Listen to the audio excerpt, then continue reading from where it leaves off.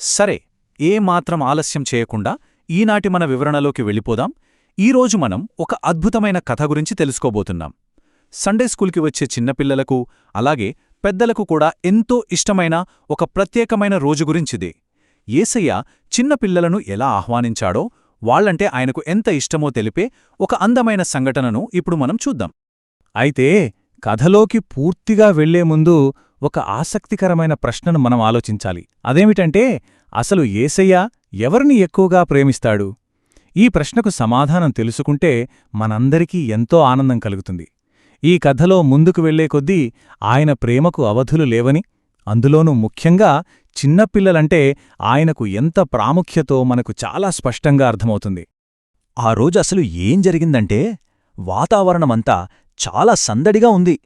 చాలామంది తల్లిదండ్రులు తమ చిన్న పిల్లలను యేసయ్య దగ్గరకు తీసుకురావాలని ఎంతో ఆశగా వచ్చారు.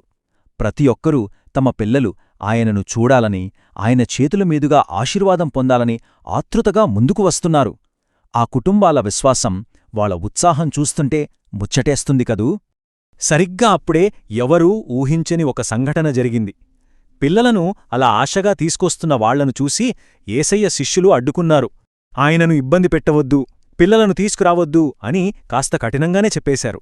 బహుశా యేసయ్య అప్పటికే పనుల్లో, బోధనల్లో బాగా అలసిపోయి ఉంటారని, ఈ పిల్లల వల్ల ఆయనకు మరింత శ్రమ కలుగుతుందని శిష్యులనుకుని ఉంటారు. కాని ఇక్కడ మనం ఒక గొప్ప వ్యత్యాసాన్ని గమనించవచ్చు. ఇది నిజంగా ఒక అద్భుతమైన మలుపుని చెప్పాలి. ఒకవైపు శిష్యులేమో ఇబ్బంది పెట్టొద్దు అని వాళ్ళని ఆపేస్తున్నారు.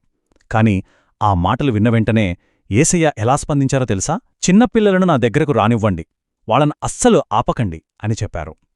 శిష్యుల కఠినత్వానికి యేసయ్య చూపించిన అపారమైన దయకు మధ్యన వ్యత్యాసం ఇక్కడెంత స్పష్టంగా కనిపిస్తుందో కదా. చిన్నపిల్లలను నా దగ్గరకు రానివ్వండి, వాళ్లను ఆపవద్దు. ఈ మాటలు వినడానికి ఎంత బాగున్నాయి కదా. యేసయ్య పలికిన ఈ ఒక్క మాటలో ఆయన మనసులోని అపారమైన ప్రేమ, దయ పరిపూర్ణంగా కనిపిస్తున్నాయి. ఎవరైనా సరే, ముఖ్యంగా చిన్నపిల్లలు ఆయన దగ్గరకు వెళ్లడానికి ఎలాంటి అడ్డంకులు లేవని, ఆయన అందరినీ ఆహ్వానిస్తాడని ఈ మాటలు చాలా స్పష్టం చేస్తున్నాయి.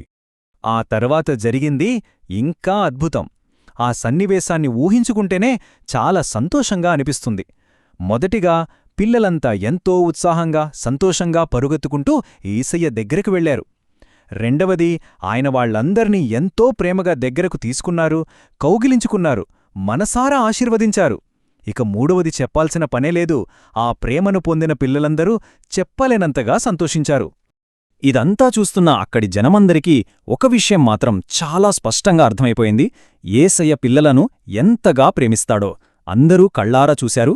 ఆయన దయ, ఆయన ప్రేమ ఎంత స్వచ్ఛమైనదో ఆ క్షణం అక్కడున్న ప్రతి ఒక్కరికీ అద్భుతంగా రుజువైంది. పిల్లలంటే ఆయన మనసులో ఉన్న ప్రత్యేకమైన స్థానాన్ని ఈ సంఘటన ప్రపంచం మొత్తానికి చాటి చెప్పింది. మరి ఈ అద్భుతమైన కథ నుండి మనం నేర్చుకోవాల్సిన అంతిమ సందేశం లేదా నీతి ఏమిటి? చాలా సింపుల్ అండి. యేసయ్య చిన్నపిల్లలను ఎంతో ఎక్కువగా ప్రేమిస్తాడు. సండే స్కూల్కొచ్చే ప్రతి ఒక్కరూ తమ మనసులో ముద్రించుకోవాల్సిన గొప్ప సత్యమిది. ఆయన ప్రేమ, దయ ఎప్పుడూ మనకు తోడుంటాయనే నమ్మకం మనందరికీ ఎంతో ధైర్యాన్నిస్తుంది కదా. ముగింపుగా మనందరం ఆలోచించాల్సిన ఒక ముఖ్యమైన ప్రశ్న ఉంది. యేసయ్య చూపించిన ఈ అద్భుతమైన దయను, ప్రేమను ఈరోజు మనం ఇతరులతో ఎలా పంచుకోగలం? ఆయన చూపించిన ఈ దయ మనందరికీ ఒక గొప్ప స్ఫూర్తి. కాబట్టి ఈ కథను కేవలం వినడమే కాదు, రేపటి నుండి మన చుట్టూ ఉన్నవాళ్లతో, మన స్నేహితులతో ఆ ప్రేమను ఎలా పంచుకోవాలో ఒక్కసారి ఆలోచించండి. ఈ అద్భుతమైన ఆలోచనతో ఈనాటి మన ఈ వివరణను ఇక్కడితో ముగిద్దాం.